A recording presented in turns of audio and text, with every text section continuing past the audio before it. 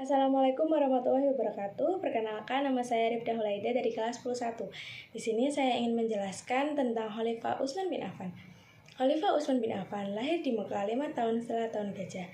Namun ada juga yang mengatakan beliau lahir di Taif. Usia Utsman bin Affan dengan Rasulullah SAW terpaut 5 tahun lebih muda. Nama asli beliau adalah Utsman bin Affan bin Abu al-Ash bin Umayyah bin Abdi Syam bin Abdi Manaf bin Qusay bin Kilab. Nasabnya bertemu dengan Rasulullah pada Abdi Manaf.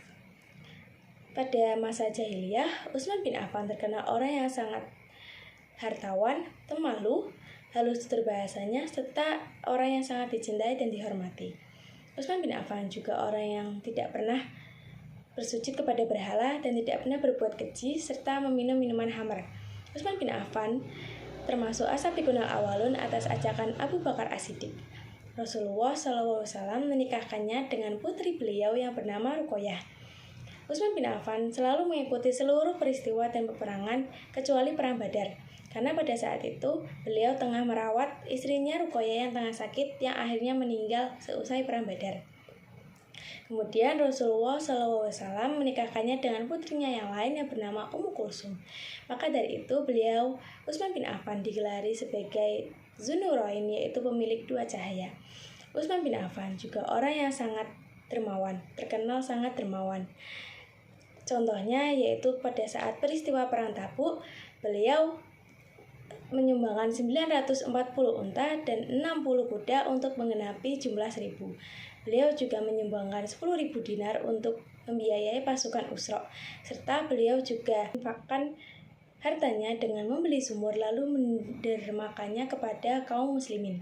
Penikaman yang dilakukan oleh Abu Lu'lu'ah, Umar bin Khattab merasa ajalnya semakin dekat. Lalu kemudian Umar bin Khattab memilih 6 orang untuk menjadi pemimpin khalifah selanjutnya. 6 orang diantaranya adalah Utsman bin Affan, Abdurrahman bin Auf, Sa'ad bin Abi Waqqas, Zubair bin Awam, Talha bin Ubaidillah, dan Ali bin Abi Thalib. Setelah bermusyawarah, akhirnya terpilihlah Utsman bin Affan untuk menjadi pemimpin khalifah selanjutnya. Beliau dibaiat pada Senin 28 Dzulhijjah 23 Hijriah. Berbagai substansi dan strategi yang dilakukan oleh Utsman bin Affan setelah menjadi khalifah, salah satunya adalah pembukuan Al-Quran.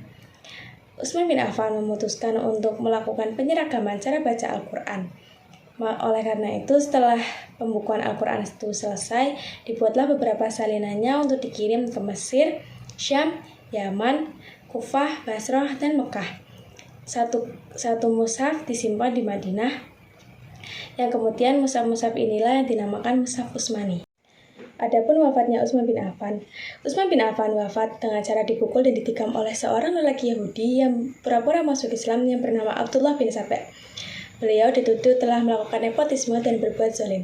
Para pemberontak yang mendengar fitnah tersebut, mempercayai fitnah tersebut, lalu mereka mendatangi rumah Utsman bin Affan lalu mengepungnya.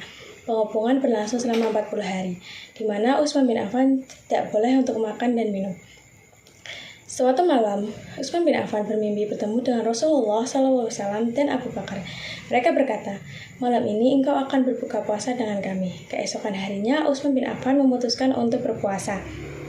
Para pemberontak berhasil menyusup dan menerobos rumah Utsman bin Affan, yang ketika itu tengah membaca Al-Quran, namun tetap tidak dihiraukan oleh Utsman bin Affan. Akhirnya, beliau dipukul hingga terjatuh, lalu ditikam hingga wafat. Beliau wafat pada tanggal 18 Dzulhijjah 35 Hijriah dan dimakamkan di pemakaman Al-Baqi pada saat itu Utsman bin Affan tengah berumur 82 tahun setelah kurang lebih menjabat selama 12 tahun menjadi khalifah. Sekian dari saya. Wassalamualaikum warahmatullahi wabarakatuh.